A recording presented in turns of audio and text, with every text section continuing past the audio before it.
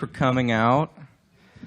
So yesterday we had more of an actual panel. It was more official, and this is low key. This is casual. This is going to be more of a class. So when they were asking me what I was going to call my panels, really we had to submit panels, and I just told Barbara, just like, I'll take 3 days and we'll figure out what's going on later. And I get an email saying, I need your titles now. And so I came up with VFX Lab, and I think we're calling it that because this is going to be a little experimental. You know, last year we took a couple of shots and we walked through some shots on stage. And this year, there's been this really weird conversation going on where people have suddenly become really anti-VFX and digital VFX, and practical is awesome. And I'm just like, it's weird because as a VFX artist, like, you're always just trying to figure out the right way to do something. Like, it's a magic trick. And like, ideally, if you do it right, no one was paying attention to the fact that you did anything at all. They're paying attention to the story. So if you haven't seen this Freddie W. video that came out this week where he's talking about just like how people complain about effects because they don't see half of the visual effects that are actually there, you should really go watch it after this panel. Because, you know, the idea of what I thought we would do is we're actually going to set up a little mini shoot, and we're going to get some participation from you guys, and we're going to have a little workshop, and we'll shoot some stuff, and we'll bring it in. We'll get as far as we can, and then we will continue doing visual effects on whatever we shoot today in tomorrow morning's class. And I think at the end, we'll have something that we'll put out on, you know, we'll post it on the RT site on my page, and we'll make sure that people can see what we were working on. So, but in the spirit of that, I thought I would show some stuff that I did shoot practically this year, and show you some stuff that we've been working on before we really get started. I have my friend JJ Weber with me. He is from the local PBS station, works at KLRU. He's a badass, and he and I have been working on films together for years now, really. 6 years, maybe? So, like, the reason that I'm at RT is because I volunteered to work on this film called My Sucky Teen Romance a few years ago. And that led to, you know, when you do good work on something, there's like people vouch for you and you get asked to do other things. And so I really like busted my ass to make that film as good as it could be, and we got it into South by. It's on Netflix. You can watch it. It is on Netflix. You can watch it. It's a fun film. It's a tiny micro budget film. So just like look at it through that prism. Yeah, what's up? That was the Cheesy Nuggets movie. It is the Cheesy Nuggets movie. It's a fun movie. And I went back and watched it a few months ago, and it holds up. It's pretty fun. And your effects were very good. Well, thank you.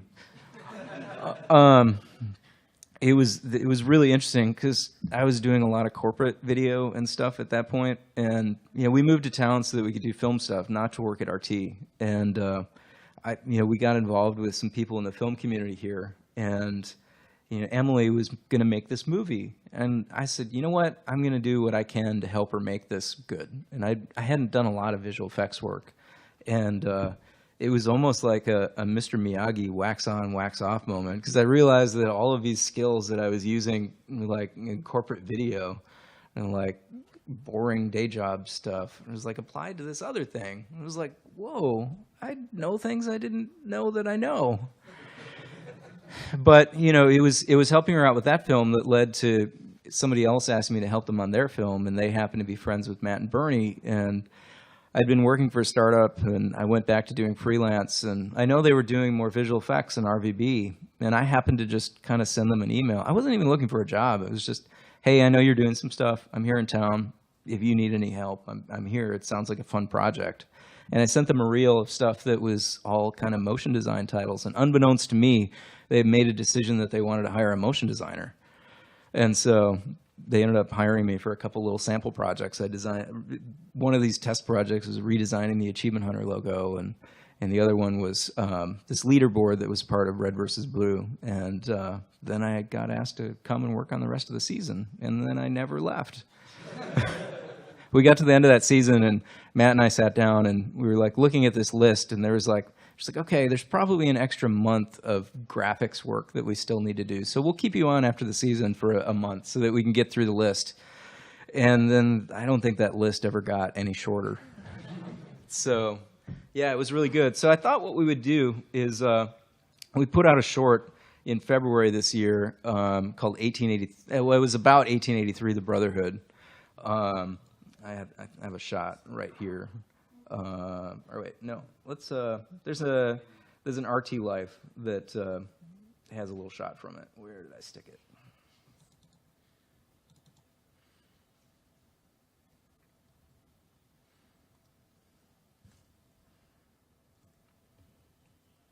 Oh, does that go back to our mute issue?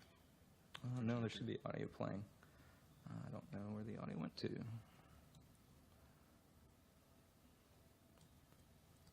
Radiation pellet, sir, for upset stomach. You know, I believe you're in luck. I think we have some... Okay, so we're going to start talking about how we did this, if it doesn't fast. And what sort of medicine were you looking for? Radiation pellet, sir, for So this was all shot You know, day I for believe night you're in luck. I think we because it have was some all right at now. night Thank you and so we didn't much. have the This is time to such a shoot at night. fantastic day. Good lord. So we're exploding heads. Here's Aaron and Zach. So look That's for what me she looks quickly to like. pop in and out of the I'm background. gonna keep this away from Miles. We can't trust him with this. So here's Brad. He's actually looking a little more handsome than normal.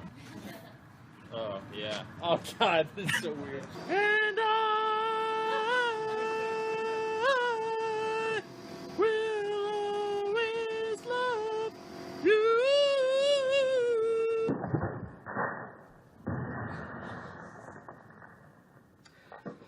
So I'll show you what that shot actually looked like, and Sony thought that it was a little too violent, and so It's okay, Brad.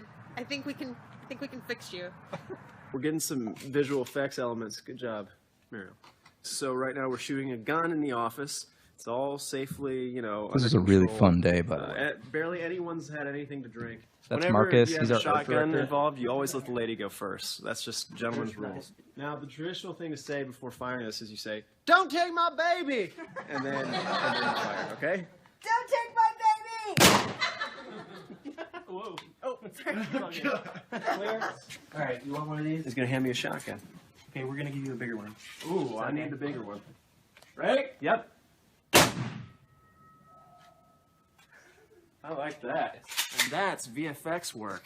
We'll get the geese later.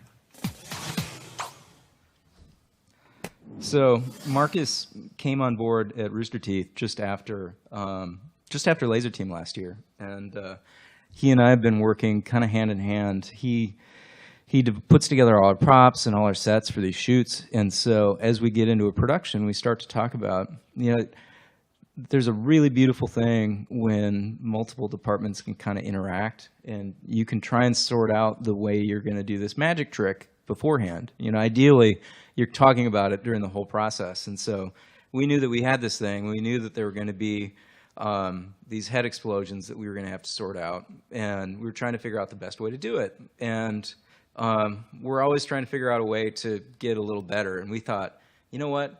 This is a production that we're doing for someone else, so we've got a little bit of budget.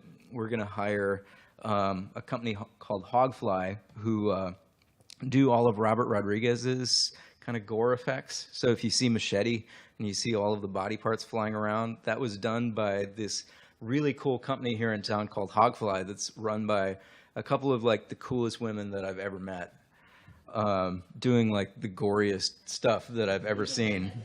Just like they've got, if you go to their website, they've got photos of their workshop, and like it's just like rubber body parts all over. So here's some photos from shoot day. Actually, you know what? I will show you the censored version first.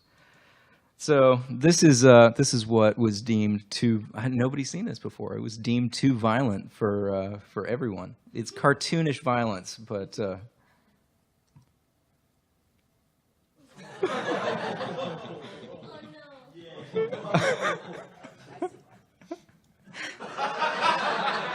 I laugh every time I see it.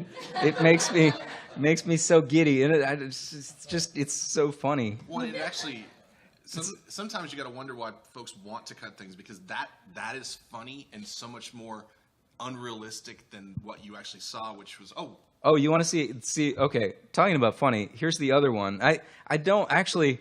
I think that it's more violent seeing like a cloud of blood, which is actually there. Just like there's no way that you can take this seriously.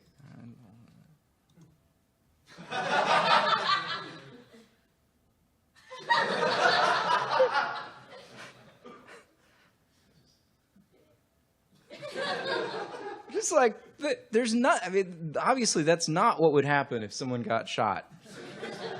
I mean, not that we would know. I'm assuming, but yeah. So anyway, yeah, it's just flying off into the background. So, it goes from real head here to right about here. We switch over and we're covering it over with some blood, and then this is this plate that we shot that I'll show you in just a second. So yeah, so you end up with this thing on green screen that you have to cut out the edges of, but the fact that you've got sort of something real that you can use as you're kind of building the shot means that you end up with something that's a little more fun. And we actually brought a shotgun, and that's for the audience participation portion. We're gonna, yeah. So if you're cool with that.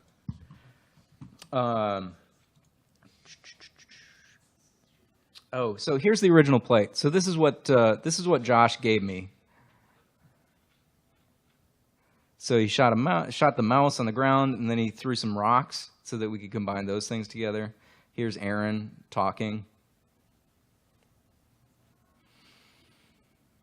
So as we're shooting, as we're doing the actual shoot, we're paying attention to the way they had this camera angle set up, and sort of the lighting is like I'm really paying attention to. We can see that there's some shadow over here and some light. So, when we set up for the actual shoot, like we're paying attention to kind of where things are going. So here's the actual shoot day. So there's she's getting the heads out of her car, and she did a really good. So she pulled some random heads from her workshop that she thought felt like the characters, and then added some mustache hair and wigs to. It was like, again, they just have this whole warehouse full of body parts that they can combine into various things. While you're talking about this, can you talk about how much time this takes, as it goes? This was probably over the course of, I think the whole thing was 3 weeks. It was a really weird shoot because in the middle of this, Monty died. And so everybody in the office is just freaked out. It's just a super weird time. And Gray, our animation producer, was supposed to be in the role that Josh Flanagan ended up playing, but he ended up having to put together the funeral, and so he backed out. It's just like there's all this stuff going on in and amongst trying to get the shoot done. So we didn't even know if we were going to do the shoot. But we ended up just like, okay, we have a contractual obligation. We're going to do it. And, I think the process once things got going was probably about 3 weeks start to finish from kind of. So we set up our stuff and did our VFX, but then it just took them some time to find the edit. When you're dealing with something that involves another company, we have to send edits to them to get them to take a look at and make sure they're cool with it, which is how all of a sudden we have to change the VFX to make sure that it meets the ESRB ratings.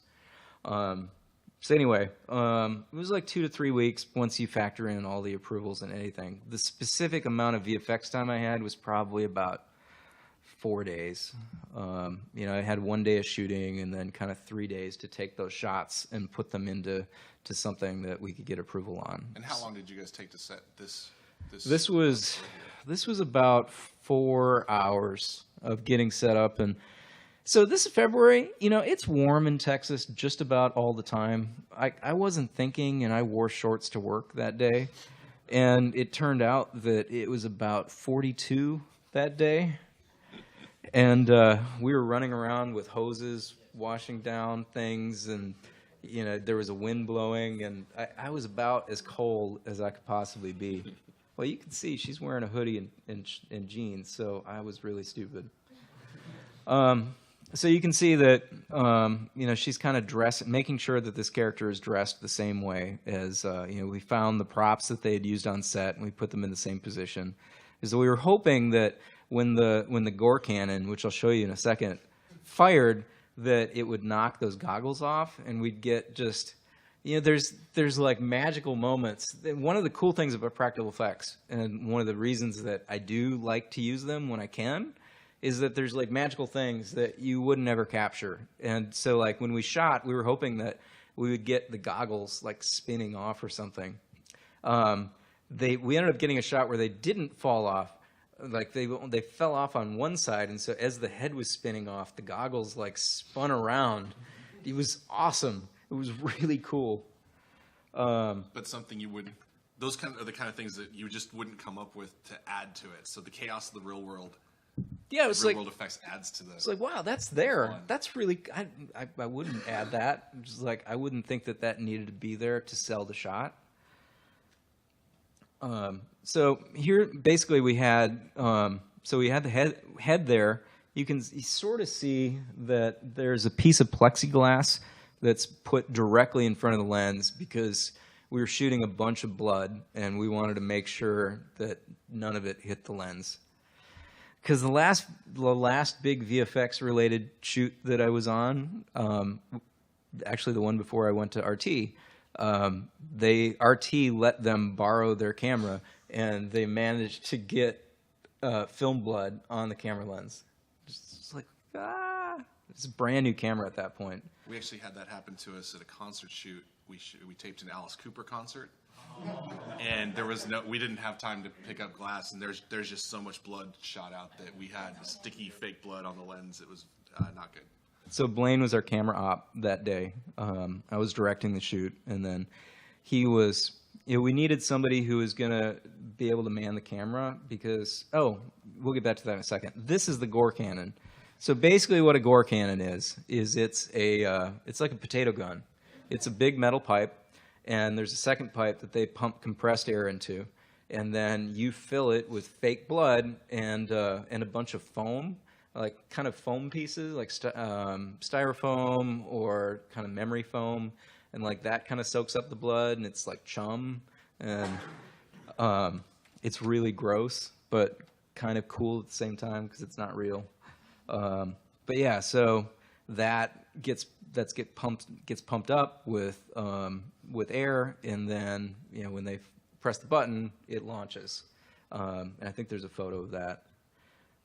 There's something called a guacamole gun that's also used, and that one is more like a super soaker. So it's not using as much compressed air. It's a little more organic, and so subtler splatter effects get done with that.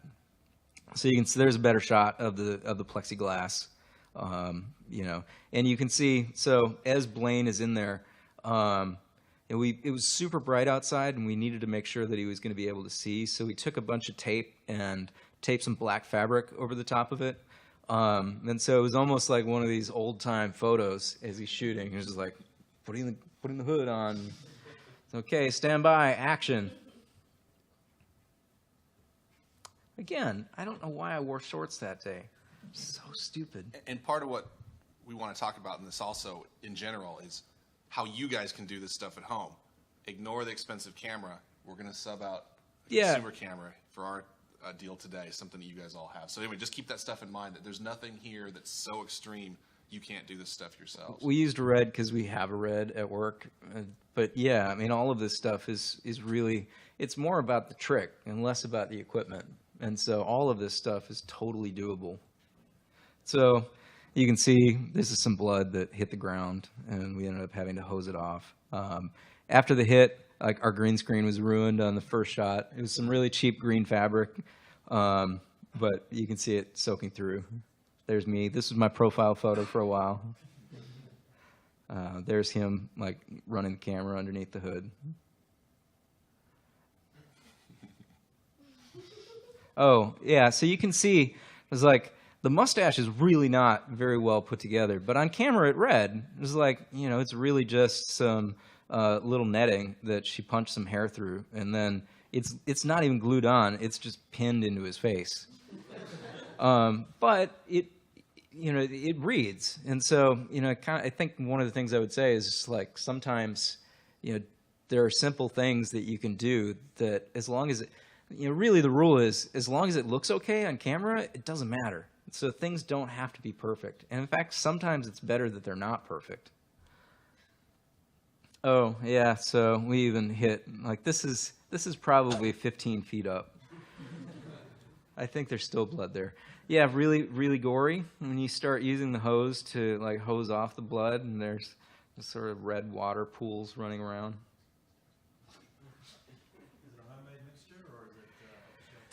The Hogfly makes their own blood. You can actually order it off their website. It's called Hog Blood. It's very good. It's very good blood. HAWG blood, and it's used industry wide. So now you know, we're shooting blanks from this gun, but you still don't know if some paper would get shot off or something as you're shooting, and so we moved the plexiglass in front of the gun just so that we can make sure that nothing happened. Just always safety aware, and anytime if you're firing a gun like that, you're always making sure that everything's good. I don't know why this was in the Dropbox, but I thought it was funny.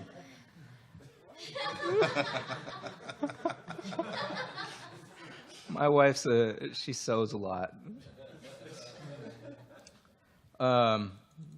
So the day before, she's like, it was an awesome 2 days. Just like the day before we had to run over. So Troublemaker Studios, Robert Rodriguez's studio, is right next door to our office. And Marcus, who's our art director, still has a bunch of friends over there. And one of them is the armorer, and like the guy who keeps all the guns locked up over at Troublemaker. And we knew that, you know, as part of the VFX shoot, we wanted to make sure that we had some really cool. They were shooting these kind of blusterbone. How do you say it? Blunderbuss? Blunderbuss. It's a kind of big blast, and so we were like, you know what? We should shoot our own gun plates. We'll go get a gun from Troublemaker, and we'll just shoot our own plates because we can, and we don't do it very often. So let's do it. So we went over, and over our lunch break, we just went and shot some guns over at Troublemaker. It's very Texas. But talking about that plexiglass, it's like these holes are from paper that fired out of the shotgun shell blank. And so if you're close enough, it'll still go through like tagboard. Which is why you hear sometimes about wounds and fatalities on sets due to blanks. So just, again, if you're going to do anything like this on your own, if you're going to use any sort of actual firearm, get a professional. Like safety first. It's better to use a fake gun and add a flash than kill someone. Flash, this is good. So we shot a bunch of tests that day just to try and see what it was going to look like.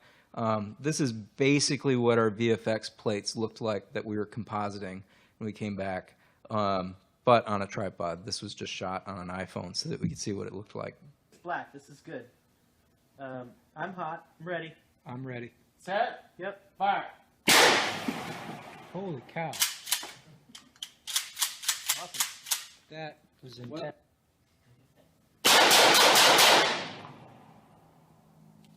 Cool.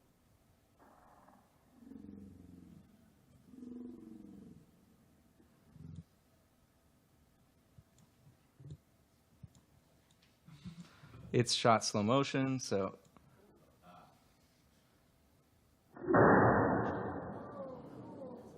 So we thought with the blunderbuss, you know, if we shot, and this was shot on an iPhone, like you could take that and like kind of bring it into After Effects or something and stabilize it. A lot of you probably have cameras in your pocket that will shoot slow motion. That was just off a cell phone, so you could put that into a shot and it would look awesome. But we knew that we were going to use the red, and the red has some slow motion too, and so we wanted to see what that looked like when we shot. And you know, it created a really cool effect.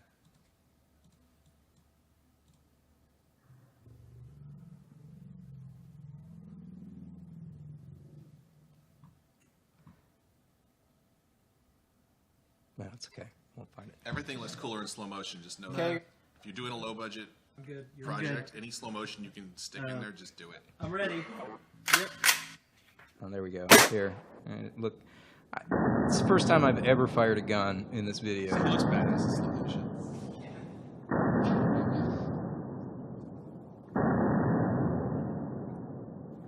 Yeah, the armorer looked at me afterwards and said, "You really haven't fired a gun before, have you?" You've got your British I think he special used some. forces. I think he used some language that was a little coarser than that. By the way, apparently I did wear pants that day, and it was warmer. Go figure. So anyway, yeah, all of those things got put together, and like I said, you ended up with that. So you can see sort of that slow motion where you see those sparks coming out of it. Yeah, what's up? Yeah, so when you take that firearm that you shot, you didn't do a green screen behind it. So how do you install that background stuff? So the trick is that all of this stuff is so bright that so there's two ways you can merge something with something else. A green screen is one way, where you're taking a green color or blue color and you're removing it from the background. With something that's super bright, there's something called an add mode, where it basically takes whatever is light and it puts it on top of whatever is underneath it. And because black in like RGB is 0, 0, 0, when it does that little math with whatever the color is underneath it, anything that's like 0, 0, 0 doesn't add anything to like the color that's underneath it. And white is 1, 1, 1, or whatever, 255, 250. Anyway, it doesn't matter.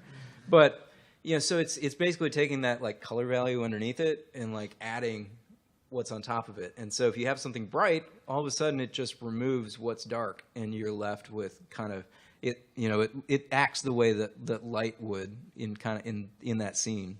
And so it's a really simple way of, anytime you look at fire effects, they're going to be shot on black because the brightness difference between the two is just so big that it's the easiest way to pull a key. So yeah, so you can see, here's the flare. I mean, the kind of the shotgun blast. Oh, and the other thing that we did, actually here, this is really cool. So we wanted smoke too. We thought these blunderbuss are old school, and so you're going to get a lot of gunpowder afterwards. And we were trying to figure out the best way to do that gunpowder smoke. And we had an idea that if we tipped a computer cleaning spray can upside down, it would spray a cloud of the vapor or whatever. And we lit it the right way. Okay, I'm filming. Ready? Yeah. And you have your gun blast smoke. Yeah. Super simple. That's a $2 can of compressed air. Okay. But it's white, so when you shine a light on it and then you have a black background behind it, you can do the same thing in combining it together. It's just like super simple things that don't really cost anything, but this is kind of that smoke that we shot combined with the shotgun blast. And then there's some other stuff that we did to kind of I ended up making some fake blood inside because I needed something to like transition between real Brad and fake Brad here. And so you kind of covered it up with what you could. And if we had had time, we would have shot some other stock footage blood so that like this wasn't stock footage. We would have shot some new stuff. But you shoot what you can, and then you work with whatever else you've got, because at the end of the day, you've still got a deadline. So anyway, that is that one. Let me see. Here's a couple other little things. Sir. Yeah, what's up? Well, riddle me this. Why not have just, instead of using a modern smokeless shotgun, just use a black powder? They make an incredible flash. Oh, no, totally. I don't disagree. It was mostly just what we had access to. Okay. It was like, it's there. It was a phone call, and it was like a 10-minute trip to go grab it. Yeah, I mean, figured the armor would have black powder too. He surprisingly didn't, or he didn't have any open loose black powder. But yeah, no, I don't disagree with you. It was just like we ran over and did it. It was just like, and it's always one of those things where when you do something, you know that you would do it differently the next time. But sometimes it's just, okay, well, we got to get this done. So what is the best way to get it done? And like most of the most interesting thing about being on Laser Team for me right now is that when I'm at Rooster Teeth, it's always like, okay, this has to be done because it's on the air next Friday. And Laser Team, it has, I've been on this project for 6 months. And so, actually longer than that. I've been basically on it most of the year in some capacity. And so, like being on something where just like, I know we're not delivering for like such and such, just like such an extended time period, it was a big adjustment, like going back and doing so many revisions on things. There's sort of two types of visual effects work. There's film VFX, where you're spending a lot of time doing revisions, and TV VFX. And most of the time I'm doing TV, just got to get it done. It's got to be good enough to like sort of sell. And so a lot of times what we're doing is sort of sell. So another big project that I worked on last year was this 10 Little Roosters thing. This was a test where I needed to put some glass blocks on top of him. He was in a hole. But the other big thing that I wanted to show was, so he was supposed to be naked underneath his kilt, but we didn't obviously want to shoot that. So we had him wear shorts, but he wasn't moving, or moving very much. So what I was able to do was use some really simple color correction to kind of take these shorts and make them skin color. And then I put a mosaic on top of it. And so all of a sudden, even though it's just his shorts, suddenly it ends up looking like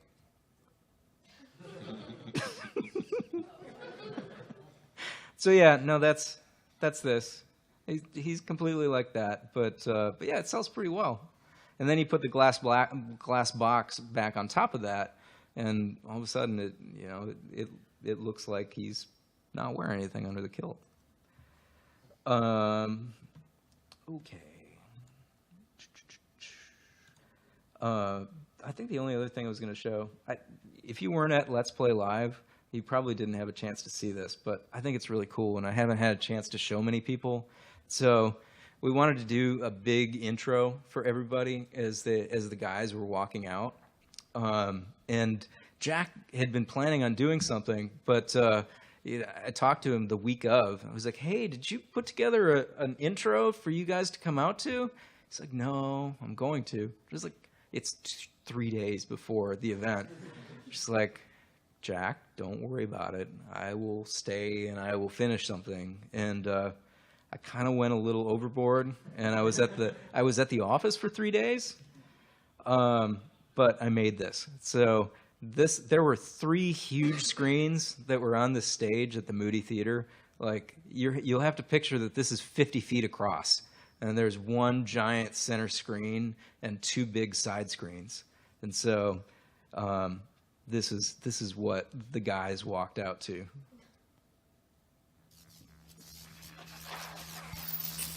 It's jumping out there. Disorder and confusion everywhere. Oh my God, he has over 7 fucking... Make it hard to see. All right, who's next? In a couple of 45 degrees. Okay. May I have your attention, please? May I have your attention, please? Will the real... Let's Play Live. Please stand up. I repeat, will the real... Let's Play Live. Please stand up. We're gonna have a problem here. Ready. Player 1.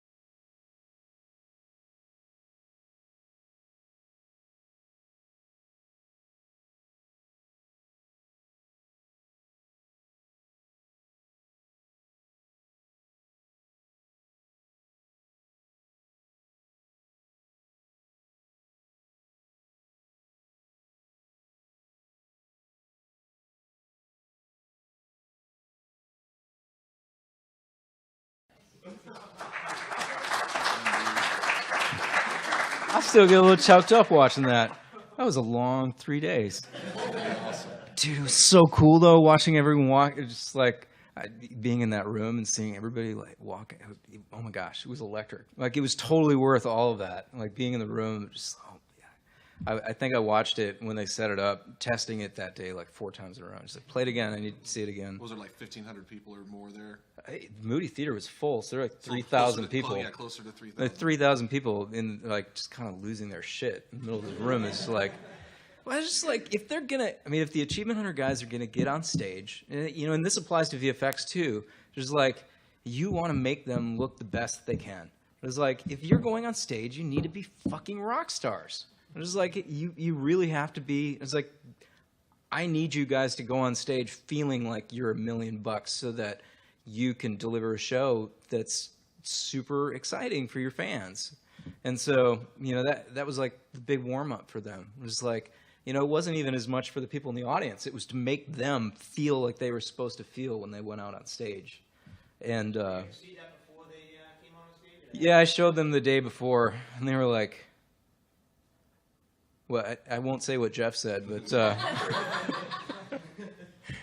he said he was going to have to help me out. Yeah, he was a little. They were all kind of like, "Oh my God, what did he do?" And then they kept thanking the audio guy for editing it. He's like, "No, Brian did all of that." It's like, "No, you did an awesome. No, Brian did all of that." So it was a really long 3 days. It's like I don't advise this, but I keep a bedroll behind my desk. Like I have a foam camping pad that a few times a year I have to sleep at the office because I'm working too late, and like I don't want to drive home completely sleep deprived because it's dangerous. It's like I want a self-driving car so that as a VFX artist I can drive home safely at 3 a.m. So you guys are here for VFX, so some of you are actually VFX artists, which means you're probably also crazy like this guy. Yeah, so I do portfolio reviews, and I like to say that it's not that I want to be the crusher of dreams, but like some of it is like, so do you know the schedule that I've been working on Laser Team right now? As I'm in the VFX panel, the portfolio review. It's like, so let me tell you what life is like. It's like right now we're on a 7-day-a-week schedule on Laser Team. Because we deliver at the end of the month, and Monday through Thursday are, they say minimum 12-hour days. Really, I'm mostly working 10:30 a.m. to 1 or 2 in the morning every day, and then Friday, Saturday, and Sunday are supposed to be 8-hour days, and those are actually closer to the actual 12-hour days. So, but again, part of this goes back to VFX artists being perfectionists. Oh yeah, no, it's as much. Because of this, it's as much my fault. I'm just like, oh my God, I can't ship that unless it looks the way I want it to look. Andre, my friend back there, has seen me go through the neuro. Just like, Brian, it's okay. You can like just let your baby go. Let your baby go. But yeah, I'm a perfectionist, and it's a bad habit. Don't be a perfectionist. So it's very good if you're working with them. Very good. Speaking of working with him, I should show you. So we've got 20 minutes. We'll get as much done as we can. And we're hoping you guys will come back tomorrow. Yeah, hopefully you'll come back and we'll finish this up. But JJ and I are working on a film together right now that I haven't touched because I've been on Laser Team. I feel all this guilt. But we want to show you a little special guest that we shot a couple weeks ago. In our director, I texted him right before this and said, "Hey man, we're going to show some stuff." So and he hasn't written me back, so he's asleep. He's going to wake up and go, "You did what?" And this is stuff. A lot of the things we've shot for this movie, it's 0 budget, and we're doing it the way we're going to demo with this camera. I mean, like pretty chill, but we've had some really cool people come out to do some scenes with us. Yeah, this has been like a 3-year project. Our friend Mike does a lot of work on, like he's been working on the Dusk Till Dawn series on Robert Rodriguez's El Rey network, and like in between projects, he's been working on this film called The Next Kill, and it's going to be a really fun project. It's sort of this this film that's been converted into a cartoon. And sort of Borderlands looking. Yeah, sort of Borderlands crossed with some Sin City-ish stuff. It's an action movie, crazy action movie. But there's a newscaster in the film that plays a pretty central role tying everything together, and our newscaster is. So you were the first people to know that. First people to see this. To see this. So don't tell nobody. So hi, Mike. We love you. So anyway, what we want to talk about is so this is a scene from the movie, and they were shooting this down. Is this on 6th? Yeah. So this is just down the street. You can go walk by where this is. And we in this movie, we do a lot of car chases and a lot of gunfights. And those are things you're not really supposed to shoot in public without, permits and things. And so we didn't. And we have such a massive budget. Oh, yeah, that's a huge budget. But, you drive cars down a street. You can change the speed in post as long as there's nothing in the background to give it away, like people walking. So we have a car going, 30 miles an hour, but we can make it look like it's going 40 or 50. And then we can go back later and add elements like a gentleman with a shotgun popped out the top, going to shoot somebody. And the way we got that green screen is the way we're going to do this in a minute, which is really basic with really basic items like sunlight and a green screen that a couple people can hold up. And we do this sometimes just in an alley after we'd shoot a shot and be like, okay, get out of the car. We're going to shoot this plate. And you can do the same thing. It is brain surgery a little bit, but it's not that terrible. But so this guy right here, it's like the car's parked, right? Or in this particular scene, that car actually is on the street and driving, but that same car is parked elsewhere with that guy popped out the top with a green screen behind him. And so then these elements were combined. Yeah, later. And so you adjust it so that it moves with the car. I did not bring a moving shot of this because it's so rough, the director would have murdered me. So the guy brain more than brain surgery. You work together with what you have to make something that you need. Yeah, exactly. And it's you experiment and you try something, and if it doesn't work, you go do something else. And the good thing about the green screen stuff is, if you're writing a movie, think of a costume that multiple people can wear, because 10 different people could be in that getup and you wouldn't know. So if you need to shoot it again, it's real easy to throw me or Brian or the director in an outfit and shoot him doing something like pulling a knife out of a jacket or a gunshot or just whatever. There's this gang in the movie that wears these masks, and Mike went to a Halloween store after Halloween and just bought everything dirt cheap because it's the day after Halloween. They don't have any market for it anymore. You doctor it up, you paint it, you add elements. Yeah, painted it black and white because he was going to convert it into a cartoon anyways. And now, all of a sudden, he can have the same person appear on screen multiple times wearing different masks. You don't know that it's the same person. And, on his micro budget, he was able to shoot it to make it look like there was a much larger crowd of people in this gang than there ever were. So I think once the film is eventually done in 2021, it'll. He is going to kill us now. No, that's my fault, really. So anyway, what I wanted to do, I thought that we would do an effect and kind of go through from the beginning to the end. And so I thought, being sort of a video game conference, we would sort of pick apart this shot from Scott Pilgrim versus the World and do a little coin effect where we take this crazy ray gun that I bought for $8 off of Amazon.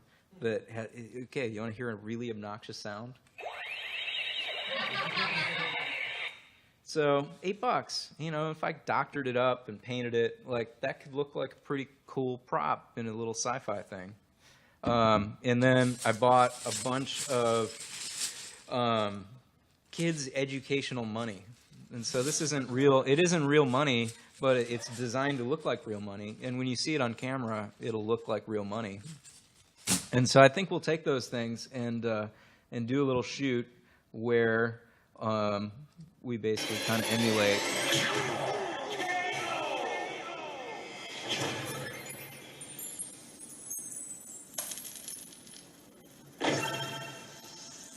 Sweet, please. So if you look at this, it feels really complex, but there's really not a lot going on. So this is probably a static shot that they shot with some green screen, and then they put in another background, and then they shook it up a little bit. They probably had a fan because you can see that his hair is moving a little bit here, and it helps to really kind of watch films and start to pick apart There's like, because I think you'd be surprised at how much movie magic is really stupid, simple things. He's still, like, the camera is doing a digital zoom, and again, they're replacing the background with these other crazy background effects. They turn a light on, so they put a light in front of his face, and then do some color correction, and it's blown out. And like, then they have an illustrator doing some animation, and it's combined with the original plate.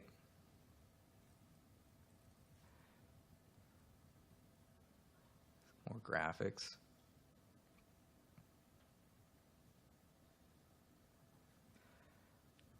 You know, this is probably a light effect where they shot him on a green screen, and then as soon as this, you know, they turn on a bunch of lights behind him so that the camera like blacks him out and floods everything else. And then there's some color correction and stuff. And then there's some little stock footage of some smoke or something, and literally they're just dropping the coins from above the camera. And probably on a green screen, because they're putting in this background so that it doesn't look like they're panning up. It looks like they're just moving straight down. And it's a super simple thing. It's like it's not super complex. So I think what we can do is it won't be completely the same. We won't be fighting. We'll just have somebody kind of pose with the gun and fire. So in the 14 minutes that we're remaining, we'll get started. I need a volunteer today who will fire the gun. You had your hand up pretty early. We'll make you, and you will get hit. Okay. And we have more work for the other folks to do, don't we? Yeah, we have lots of roles. So let's get the camera turned on, and we'll do what we can today. Continue. And can we turn the lights up? So I brought a couple of things, and these are all super simple things. I went to Joann Fabric, and I bought some high-quality green screen. This is $10, probably, if that. And so, because this is such an awesome set, we're just going to put a green screen behind whoever's shooting, and we'll make it work. We're going to use some really expensive C-stands. I can do this. Yeah, we're using. Yeah. This is a very expensive camera that you can see. Your dad probably has one. Probably got you in the tub naked as a kid, or you like crying at your first school play. He's not looking. Gets you a $20 tripod because for a green screen shot, you want it to be still. It doesn't matter what the tripod does as long as it doesn't move, and it doesn't even have to be perfectly level because you can fix that in post also. Yeah, you can go on Amazon and buy one of those tripods for $20. This is just a little construction light that you can buy at Home Depot. This light's $10. The lamp is a super bright LED lamp. All of a sudden, you can buy these super. I bought a 1,000 lumen construction light at Costco the other day for $40. It's LED. It doesn't generate heat. It's freaking bright, and it's awesome. It's like all of a sudden I can put a little light kit for. I mean, it's not perfect, and if you have money and you can buy actual stuff, it's fine. But there's lots of things you can do without anything. For a lot of the green screen stuff we do, there's also photography lighting kits that are $100 to $120 that have 3 lights that have basically like home fluorescent bulbs in them, but they're amazing because it's soft boxes, which you pay thousands of dollars for before. Now it's like you roll in with 3 of these lights that you got for $120, and that's allowance money you save up for a few months. I mean, Yeah, where you get some bright LEDs and you stick them in a China ball. Absolutely. Like China balls have always been like the low budget filmmaker's friend. They're these big paper lanterns. Get them at IKEA.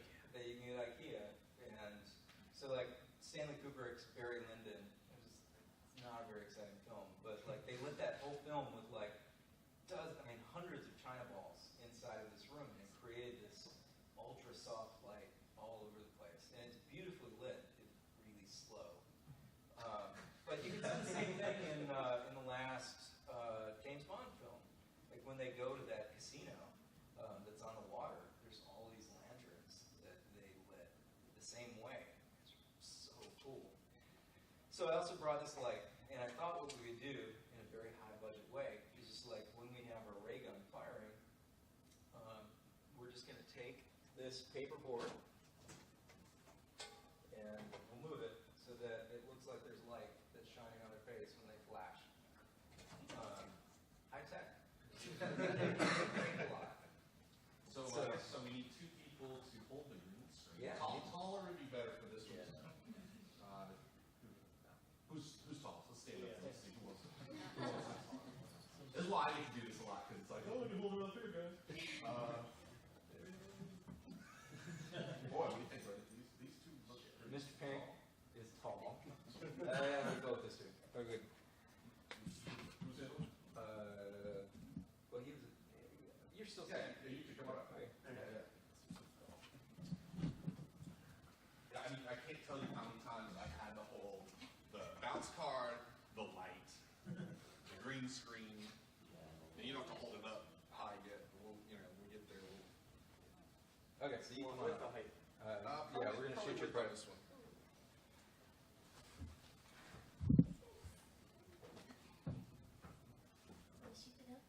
Okay, so here is your gun. Safety on. Safety on. Always practice safety, even with fake sci-fi guns.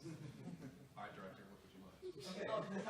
So yeah, this is very cool. So ideally, before this, like, and I should have sat down and decided exactly what my shots were going to be. It's like this is something you're working with the director on. He's talking about, okay, we need to do this, and so you're doing kind of a shot breakdown. You guys set the green screen down for a second.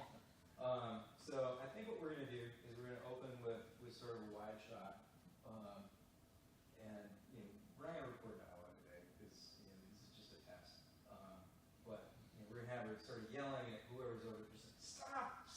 And you pull up your gun, and we're going to go from the wide shot to the and you can just like keep that in on.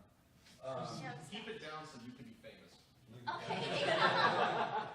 And then I think what we'll do is, so at the end of that wide shot, you'll pull up your laser blaster, and then we'll cut into sort of a tighter shot where we'll be able to see you really acting all cool with the blaster, and then we'll be able to that'll be sort of our start effect, and I think we'll cut back to we'll have a shot behind with the person who's getting hit, so that we can see the laser blaster come. And so we'll end up doing that where we'll set up the green screen behind her to either we'll get that shot of her behind, and then we will shoot her in front so we can combine those two things together, and then we'll just do the reverse. Have And you the best popping out. part about the green screen thing is, as long as you can keep it straight in your head, you can shoot every one of these scenes in the same exact spot. Yeah, we don't need to move. It's just sometimes it's easier to visualize it. Gonna myself. So yeah, so it's movie magic. So let's adjust the height, bring down a little bit, and check the time. Okay, 8 minutes. So today we will finish this far. What, like this? No. Continuity. Let's flip the green screen. Very high tech. Let's move to the left a little bit on your side. Oh, you stay center. Okay. And the other thing you don't need to worry about really is like all I care about is what's in the center of the screen. So if there's extra stuff off the edge, it doesn't matter to me. Can we just step forward from the screen just a little bit? That way we don't cast a shadow on you. Yeah, it's the not other a thing you want to pay perfect attention to. So, a lot of times when you have someone in front of a green screen and there's a bunch of light, you're going to see light bounce off of this and come back onto her.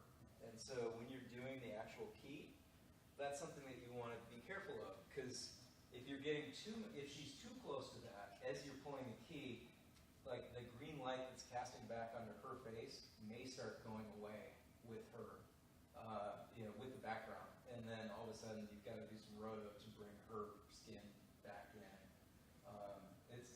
It can be a pain, and so you always want to be able to have as much room in front of the green screen as you can, so they're as separated as possible. You want us back toward the wall? I think you guys are good. She's good. So we'll get this. We'll get these two little shots, and then any other questions, and then I think we'll wrap up. Cool. I think that'll be good. So we'll roll in a second, and so when I say action, you're just going to stop. Okay. Just like, don't go anywhere. Okay. Do you want her dead on the camera or do you want her off? So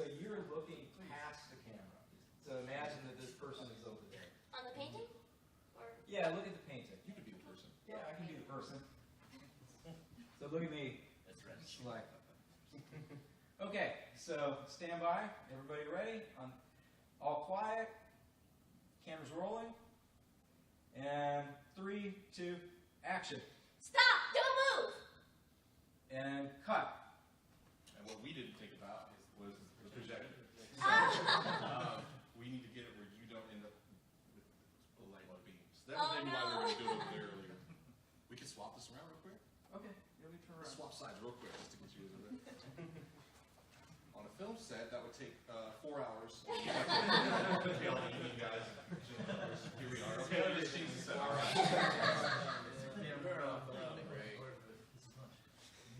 Film. And I'm just going to do the same thing? Yeah, we'll do the same thing. No, you guys hide this. So I'm going to have you step forward 2 steps. So if you can come forward 2 steps. Or actually, no, that's good. That's enough separation. How's it? Composition looks okay. Let's stretch the fabric and make sure it's okay. That's good.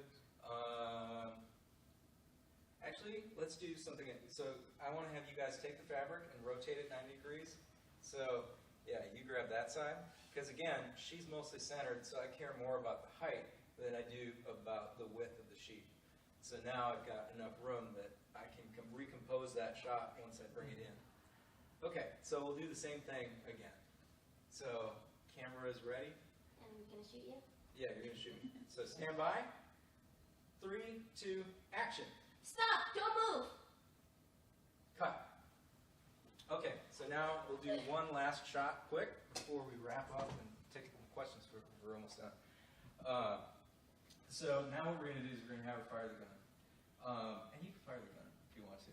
It's really loud. But what I'm going to do is, sometimes just a little bit of extra light really makes it kind of add a little something extra. And so, so as she fires, I'll just kind of move this board a little bit, and it just puts a little bit of light on her face.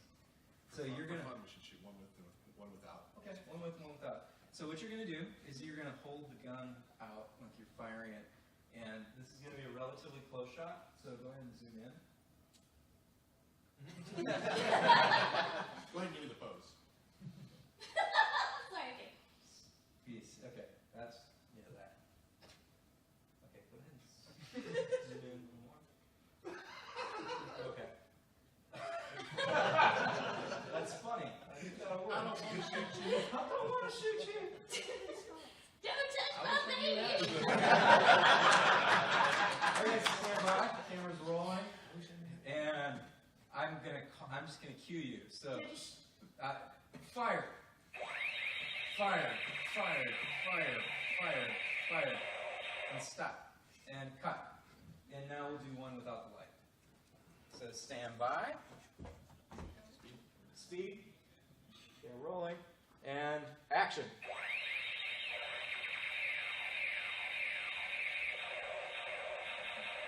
And cut, and drop the gun.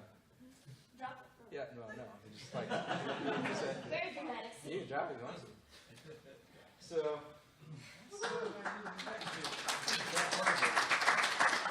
tomorrow we will continue this and we'll finish out the shot.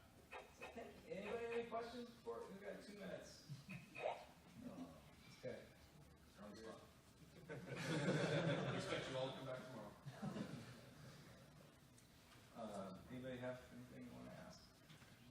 What's up? Where did you get the lights from for the shotgun? The armor at Troublemaker had some. And then, actually, no, he had some, but they were old, and we didn't trust them, and so we went and bought new blanks. And like you can get them fairly easily. I don't know where Mark is. Does he work with movies?